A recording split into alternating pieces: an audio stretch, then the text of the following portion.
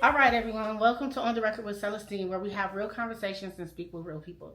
Today is a very special day because I am welcoming my first official podcast guest. This guest is someone who has played an important part in my journey to broadcasting. I first met him while attending Ohio Media School. Never in a million years did I imagine that one day I'd be sitting with him in my own home studio interviewing him for my very own podcast. He's a broadcaster, mentor, leader, and someone who has helped shape the next generation of media professionals. So wherever you're at and wherever you're watching from, clap it up and make some noise for my first guest, Christavus D. Hey, how's it going? How's it going? It's going good. Long day today, so I'm pretty tired but hyped. Okay, and I'm excited as well because you are like my first guest. Do you want to talk about how we met? Yeah, sure. So it's kind of interesting because at the time that I went to Ohio Media School, I can't remember exactly where I was at in my career at the time, but I know I had wanted to go back into it. I've never really ever not been in my industry. No matter what, it always comes full circle. No matter what, God always places me back where I could go get another job, and it's always something. So I applied for Ohio Media School, and I think it was right before COVID. That's exactly when it was. It was Definitely. before COVID, and so we were wearing masks. yeah, I remember. that's right. And I got hired in as, I believe it was some form of marketing. I can't remember what did they call those back then? They were the classes. There were certain, they had a call on a certain thing, but I can't remember that word they used. But It's been a while. yeah. So they hired me for uh, that specific class. So they had a different word for it, so I can't think of it, but anybody who's watching probably knows what that word is if you went to Ohio Media School. So, but I got hired in for that marketing piece and really enjoyed it, as well as that there were a lot of students who weren't. Some were serious, and some weren't. I remember you telling me that. Yeah, and you were one of the serious ones, and I believe the Ohio Media School had put out because we had something called Radio Free Network, and I was partnered with attorney Warner Mendenhall, God rest his soul. He had wanted to start this podcast / radio station, and so that's how we met. Is I think we not only was I teaching there, but then the promotion went out looking for interns. So we were using interns from Ohio Media School. You seem to be one that really stuck. So I don't know why and how, but to this day I'm still stuck with you. Yep. So. Oh, and Terry. I don't want to forget about Terry. Terry, the production guy. Terry, super producer. Terry from Cleveland. Stuck with him too. Yeah. Okay. So I also want to talk about your days at Akron WZIP. You worked for quite a few radio stations, or was it just one? Was it two? So in my early college years, I don't want to date it too far back, but I'm going to go ahead and date it. 89, came out of high school, and filled out this application to be on what they call 88.1 WAUP, which is the University of Akron radio station. So I get this cassette tape. I started talking on it, turned it in. And you got hired. Yeah, well, and it was not just me, but all of the students. So it was an honor to be with all my fellow students who are all now professionals in the industry. A good majority of WZIP graduates. So we went from AUP to WZIP, and I worked in pretty much every aspect of WAUP / WZIP, where they trained us pretty much every aspect of radio, production, voiceover work. I didn't do too much with news and sports, but we still had to do news production pieces at WZIP, which I really enjoyed, and I really loved going there. You got a credit when you went to school there. I think they still do the same thing. You get like a credit for taking the class. So you know what? So I kept taking classes over and over again. I probably maxed out those single credits. I kept going even after grad school. I started. That's something I would do. That's why I'm so pushing about taking another college. Yeah, that's what's fun about it, and congratulations to you too for going to Full Sail, right?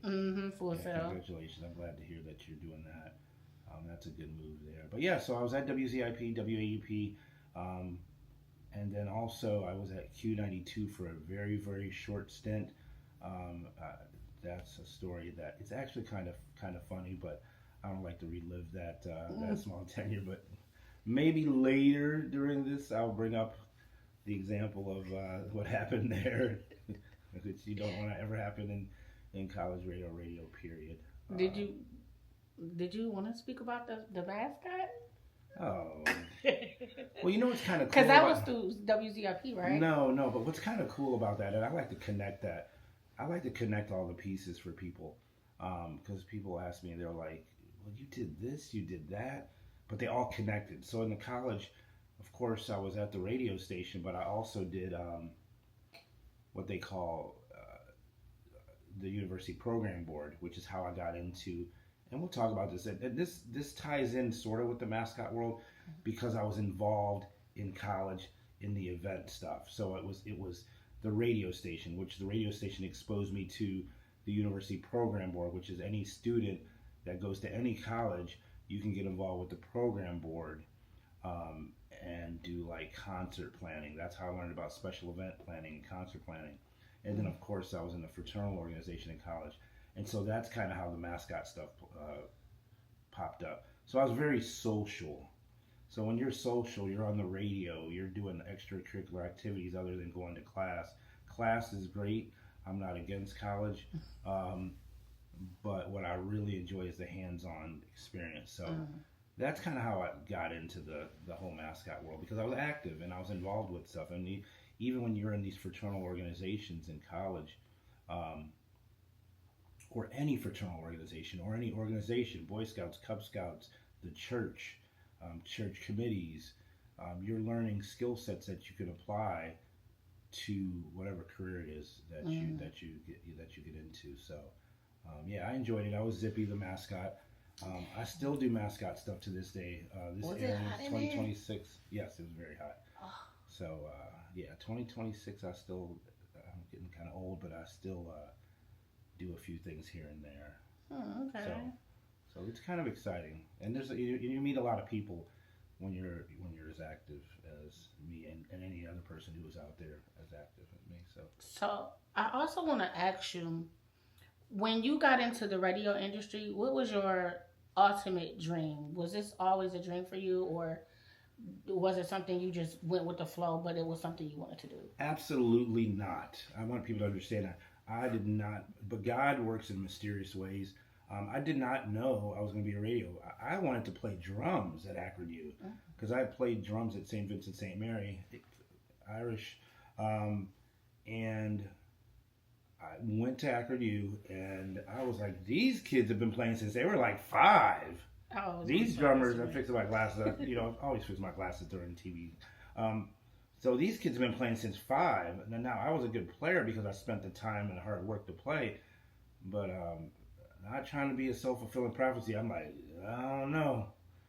So I still took classes, and then that's how I got involved with the radio station at the same time because I was, once again, I said it earlier, came out 89. By the fall of 89, because I came out in summer, like May, I was ready on the radio, and I had registered for percussion classes because that was one of those electives. So, no, I was not expecting it. That's why I was shocked when he called me back and said, "Hey, you're going to be on the radio, WAUP," and we had a thing called Learn the Ropes, and they probably still do it to this day. Wow. Learn the Ropes, where, I mean, I know about digital right now, and I'm not old, but I learned how to edit on a reel-to-reel with a razor blade. The old school, like. Yeah, with a wax pen. Oh, Jesus. Yeah, and it was kind of cool learning how to do that. But at that time we were just segueing into, I'm using that word, segue. We were segueing into learning digital. So it was really cool being at WAP, WZIP. But yeah, no, I wasn't planning on it. I mean, even working beside you as an intern, I kind of watched you pour kind of like I want to say your blood and sweat into the station. Mm-hmm. So that's what drew me to ask you that question, because I felt like Maybe this was something you really want. I know you were Yeah. really into the station thing. Right. And I had really wanted, and to this day I still do it. Hmm. But once again, it all falls into this one bowl of a salad bowl, like a Caesar salad. So I'm at WZIP, and so I'm listening, I'm playing these songs. Don't get me wrong, I did really well. I was kind of against, I worked against the grain, Hmm. and I know any of the music directors that would be watching this. I think it was. I know DJ D Man was one of my uh, supervisors. Scott Frisky was one of my supervisors. I believe Big Kev might have been. And then I finally got my opportunity to become a music director. So um, I was really playing local artists. That was my big thing. I love playing local artists. So Like many from stories. Akron. Oh yeah, Akron and Cleveland. So many of them I can name. Um, Not even the list can go on. We may have to do that in another episode. But so what I really wanted to do was be an entertainment manager. That's what I Mm-hmm. really wanted to do. I still dibble and dabble in it. It all started with the radio, and then that radio led into, because I was like, well, how are these guys getting heard? Hmm. Who makes them? Who makes them popular? Who helps them? So I started doing. I read every book I can think of related to entertainment management, and at that time, I met a group, Ace and D. They're twins. They're local from the Akron area, but they moved from Cleveland. So yeah, I didn't want to do radio, and it I got blessed in doing it. I started doing really well, and it just turned into something. Did you develop a love for it while you were doing it and just Oh say, "Hey, yeah, I'd continue"? yeah. That's why I kept taking it over and over again, and I found a niche with the local. And it's kind of funny, and I could say this on YouTube. A lot of people thought I was white, so they would I ain't hear. gonna lie, I did think that. Everybody thought I was a white guy, and especially with my name, which I'm not even gonna get. That's a long story there, but yeah. So they would hear me. They're like, "This dude is really rocking it on Mhm. 88.1." Because I was playing locals, man. I was traveling back and forth from New York, and me and some of the guys from WZIP, we still talk every now and then. Mhm. Um, Kevin, Casanova, that's Kevin, and I talk to some of my counterparts every now and then, and we laugh about we were old for our Mhm. time, including the local rappers and the rock bands, because I did a lot with the rock bands too because of the Mayday Festival. Um, Although the university didn't have a lot of rap during the Mayday festivals, but we did do R&B and rock. So I had the blessing of being around both rock, rap, urban. That's why. Yeah, I mean, you got to do it all in that field. I Yeah, believe. yeah. I have a saying for my small company, CTD Entertainment Management, diversity among the music masses. And really the reason I say that is because I like diversity. I do too. But it was funny, going back, everybody thought I looked a certain way, but, I definitely thought. but I would come out and I would DT. And what that means is I would do the damn thing. I know that's right. So, Now you mentioned artist management. mhm. Let's get into that. Like, Right. what's it like doing artist management, and where are you at with that in that space now? So, personal artist management, there's a difference, and I'm going to be starting a podcast. It's not going to be a full blown artist management podcast. Actually, I could open up and say the titles will be called The Akronite. So you'll start seeing stuff about the Akronite. I can't wait to flip this table on you and interview you. So artist management was really cool. I picked up on it basically. I think one of my first groups was Ace and D. That was definitely one of my first ever. They had came out of Booktool. I was running WZIP. No, I wasn't running it yet then, but I was on the air, and I was starting to meet all these local artists: Ace and D, Tricky D, Mike J1S. There are so many. I wish I wrote them down. Headshots, Chino Nino, Amp Chino. Oh yeah, I mean, so many groups, and so there were a few that I picked up that I, cut my teeth on. But like anything else, it's a lot of work and it's hard. It's not easy. It's not easy for the managers and it's not easy for the artists because everybody has their thing. So we make jokes about it. We call ourselves high paid babysitters. So 15-20% commission. Now it's like 20%. Um, and you do everything. Now we don't do bookkeeping. So I'm really a stickler on explaining the difference between a personal artist manager and a business manager. I don't do your taxes for you. I get commissions off of everything I do. Even now? Yeah. So right now, I've got some new projects underway. I'm working with Mr. Ace. He is once again a reggae artist. But we've known each other a long time. We just actually, by the time of this airing, we just released a single called Till the Morning Comes. He always gets on me about the name. And then, of course, I've been out quite a bit with Scola De Niro from Drew Hill. That's a really interesting relationship that we have. It's kind of funny because somebody said, and I told Scola, if Scola sees this, he'll probably be laughing. Somebody goes, "Oh, I see you're back with Scola. We never left each other." Right. It's I took some time off. I got married, and I took some time off, and now we're regrouping, trying to get things back. It's not an easy process. People think it's like real easy being an entertainer, being a podcaster, being somebody in the media. There's so many different factors that play a role, and but yeah, so that's kind of where I'm at. I'm hoping to really start aggressively looking, probably 2027 for more artists. I've got my full-time gig at the radio station, and that takes priority. But the great thing about it is I'm doing entertainment 7 days a week. Yes, I love it. That's I'm so always ecstatic great. about it. You and you're doing a radio station now. I remember you telling me you had picked that up. Yeah. So I'm at a talk radio station. I work behind the scenes in broadcast sales and marketing. So that's one of those jobs that I really enjoy it because it really challenges me, because it takes me back to WZIP. And why does it take me back? Because it's a small family-owned station, so you wear more than one hat. I mean, my full-time gig is broadcast and marketing sales. That's what my job is to bring in businesses to help them get their message across, and it's really fun. And it's a numbers game, and you got to talk to a lot of people, and it's relationships. Relationships are so important. I know we're not talking about advice, but I would say relationships, if you're good at building them, keep building them. And it doesn't matter what field you're in. I'm going to be honest, most of the positions I ever received, thank God first, is because of people I knew.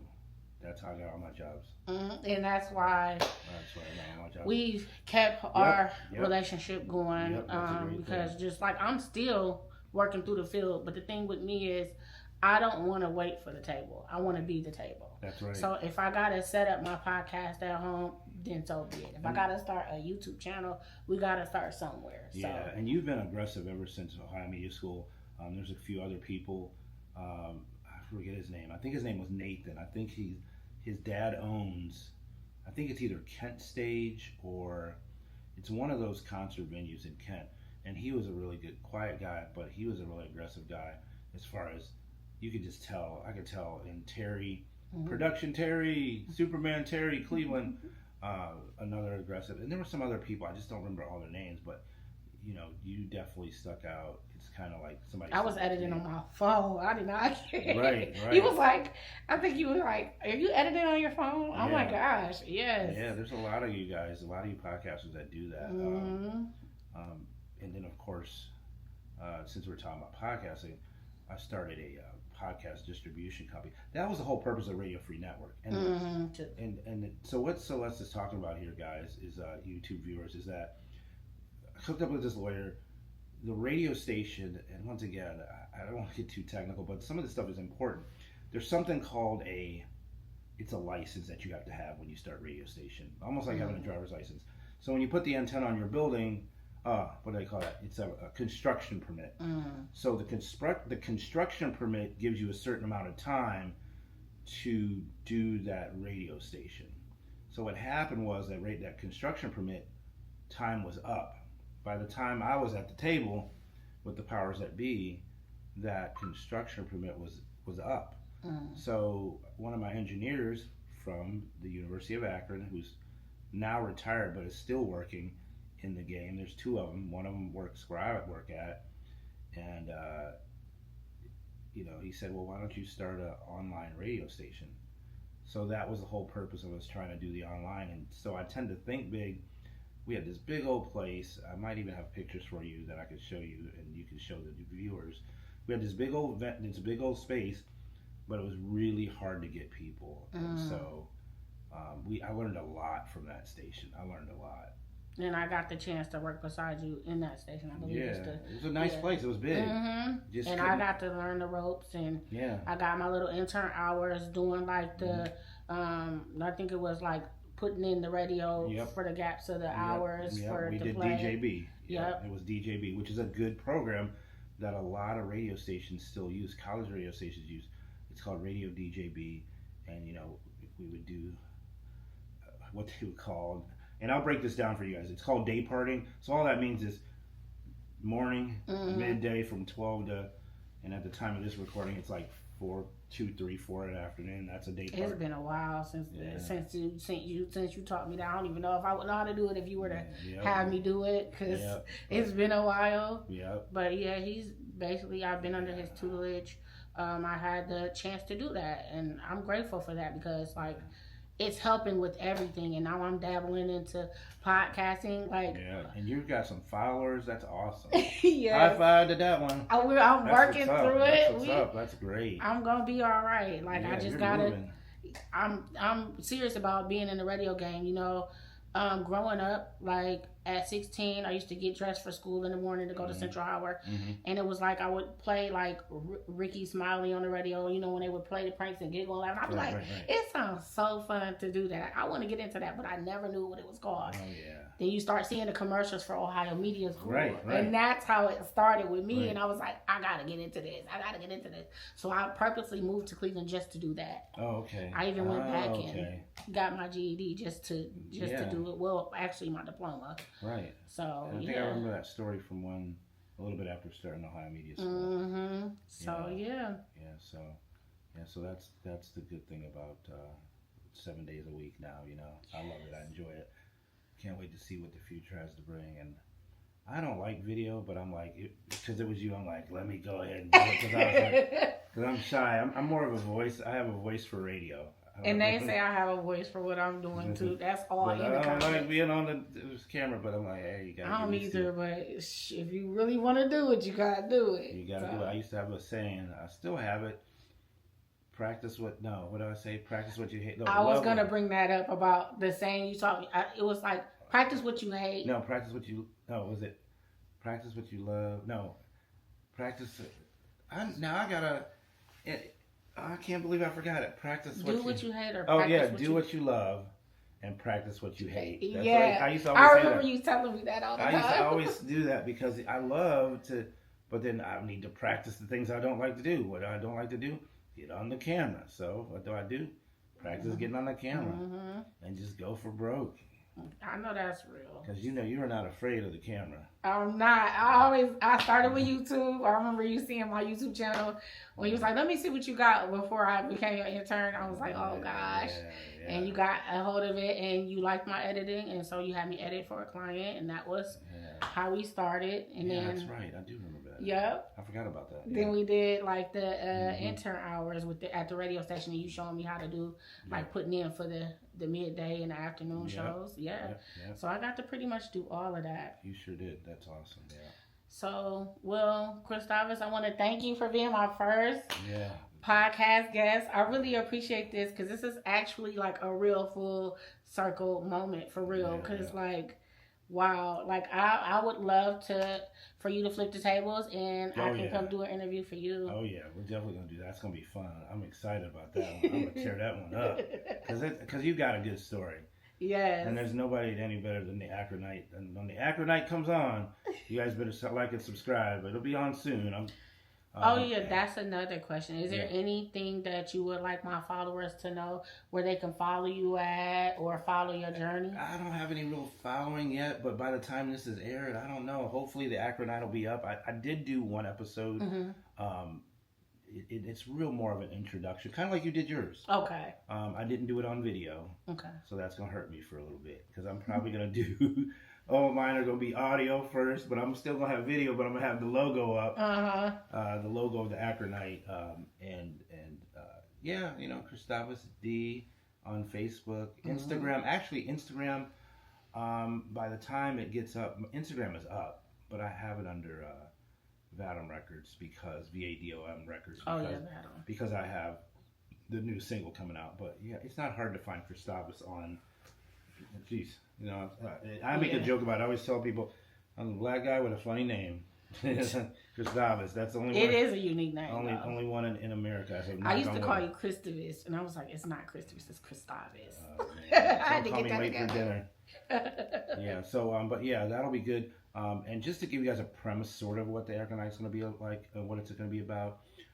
It really is going to delve into. Everybody does news. Everybody does. Everyone does. I want to say bad news or stuff that's gonna. I've got some things I could probably spike. You already know. You've heard. Some of my backstory, some of that personal stuff. But it's really gonna I'm gonna talk to people who are from other areas, who live in Akron, who are transplants that live in Akron, who eat, work, play, and worship. So I'm gonna have. Technically, you were in Cleveland, so I'm always gonna figure out a way to interview folks from Akron.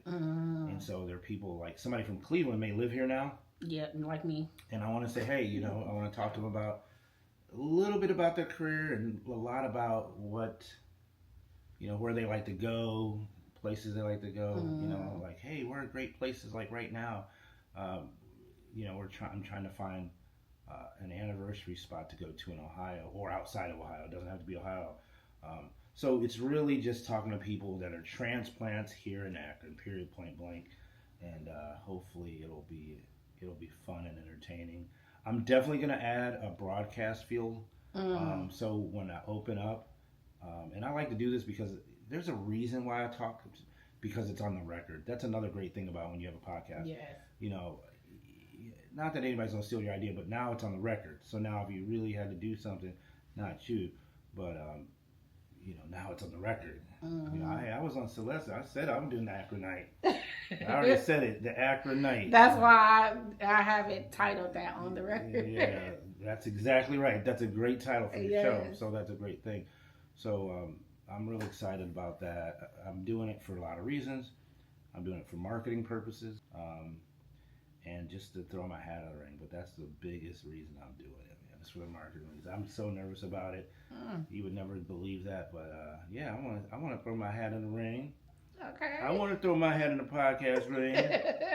And you can have me anytime. Yeah, no problem. And so I'll be reaching out to a lot of people, and they can also, it's easy to email Radio Free because the company that's going to be hosting a lot of podcasts is going to be called RadioFreePodcast.com.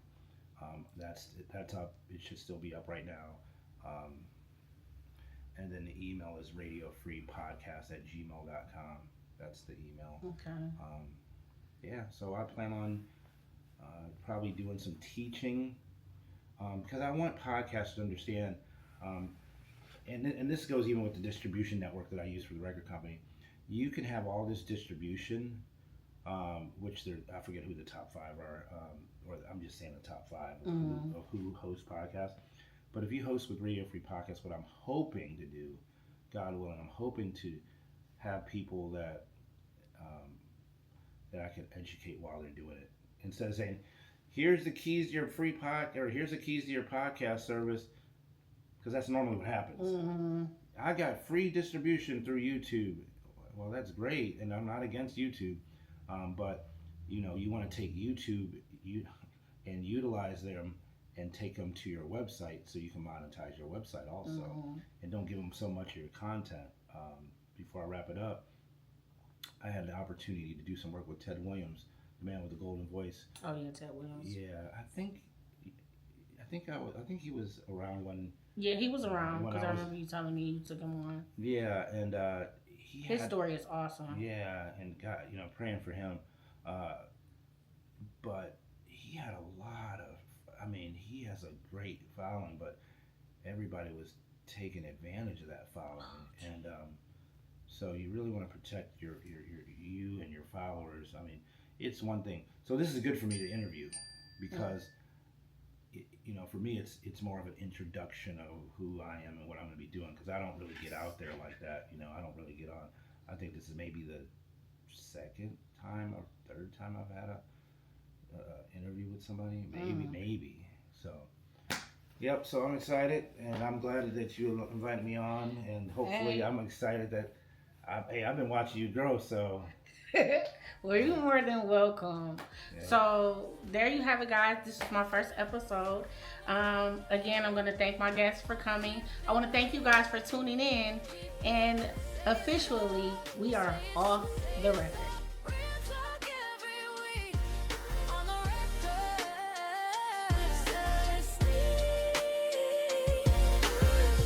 When the day gets heavy, we still